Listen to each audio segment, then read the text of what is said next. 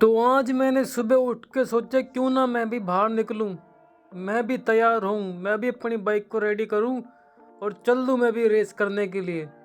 तो मैंने ठान ली और मैंने ग्लव्स पहन के बाइक रेडी करके मैं भी जो है चल दिया। और फिर सबसे पहले पहुंचा अपने मंदिर में। मंदिर से मैंने लिया अपना आशीर्वाद और आशीर्वाद लेने के बाद मैं फिर दोबारा से अपनी बाइक की तरफ देखता हूँ और फिर दोबारा से ठान लिया और फिर चढ़ जाता हूँ बाइक के ऊपर। मैं फिर चलता हूँ। वसंत कुंज को क्रॉस करते हुए मेरे को याद आता है कि बारापुला रोड से चलता हूँ।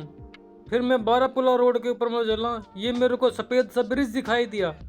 मैंने इस ब्रिज के ऊपर गर्दन करी और गर्दन करके कैमरे से ये व्यू लिया।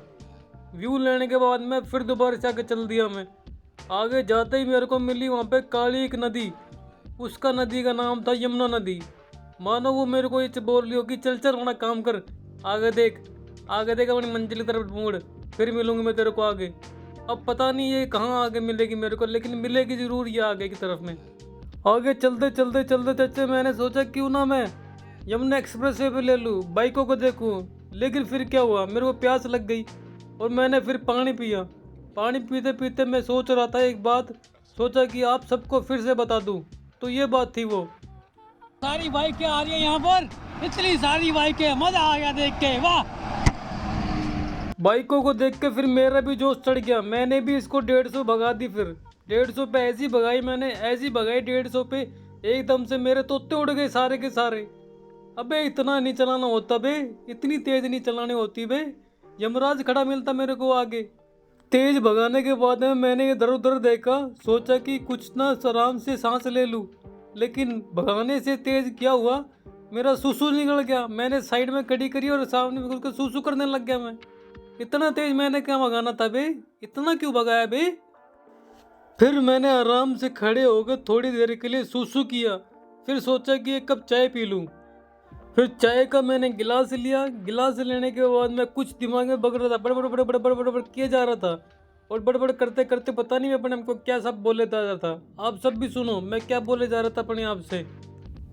कसम से लाइफ में फर्स्ट टाइम ऐसा है कि मैं इतना ज़्यादा वो हो रखा हूँ, इरिटेट। आज अपने आप से इरिटेट हो रखा हूँ। पता है क्यों? क्योंकि मेरा चलाने का मन ही नहीं कर रहा मशक्कले को। सुबह में ज़बरदस्ती निकल के आया हूँ, क्योंकि मैं पूरे दिन भर सोता, इससे अच्छा कि मैं निकल लिया हूँ। अब निकल लिया तो फिर निकल लिया, और अब मेरा चलाने का मन नहीं कर रहा। फिर क्या था, चलाते चलाते मैं पहुँच गई गांव में। एक गांव का नज़ारा देख के मेरे को ऐसा लगा कि ये गाय भैंसों की तरह मैं भी सोता, मैं भी अपने घर बैठता। लेकिन फिर सरसों खेत को देख के मेरे एक मनोत्साहित उठ गया मेरे को। फिर मैंने सोचा कि अब तो मैं चला के रहूँगा, अब तो मैं चला के रहूँगा, चाहे कुछ भी हो जाए, इरिटेट नहीं होऊंगा।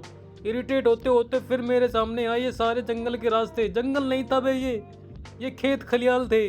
इन्हीं खेतों के थ्रू से हमारे नाज आता है घरों में, ठीक है। फिर उसके बाद में हमें दिखाई देता है ये सब चीज़ें, सरसों खेत, बगल में नदी में ऐसा लग रहा था कि मैं गिरने वाला हूँ, क्योंकि साइड में मेरे बाइक चल रही थी, गाड़ियाँ आ रही थी।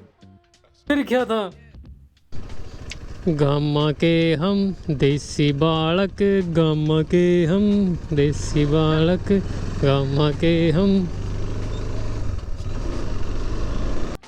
फिर दोबारा से मैं आगे की तरफ निकल लिया, ये सब गाना बिना गा के। फिर मिल गई हमें यमुना, और यमुना मिलने के बाद में क्या होता है, जो दिल्ली से होते हुए यहाँ पर आ रही है। अब यही जो है फतेहपुर सीकरी, यही जो है आगरा के पास से निकलती है। और आपके सामने भेड़ बकरियाँ जो हैं वो लाइन लगा के खड़ी हुई है।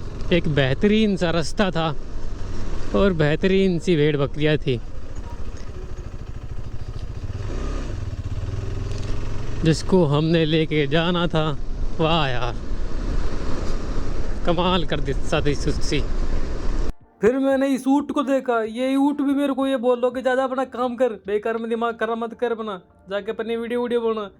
मैं इतना ज़्यादा इरिटेट हो गया था। फिर मैंने आगे की तरफ बढ़ा ली। आगे बढ़ाया तो जैसे ही बढ़ाया तो वैसे फतेहपुर सीकरी पहुँच गया मैं, माउंटेन। तो वो जो हम पहुँच चुके हैं, अब यहाँ से तकरीबन 1 किलोमीटर और आगे है। सैनिकों, दरवाज़ा खोला जाए मेरे लिए, मिस्टर कक्कड़ के लिए खोलो। हाँ बोलो तो मैंने इस ढंग से जैसे कि मैं ही यहाँ का राजा हूँ। कुत्ता तक नहीं पूछता मेरे को यहाँ पे। ब्लॉग देख लेना आगे की तरफ में।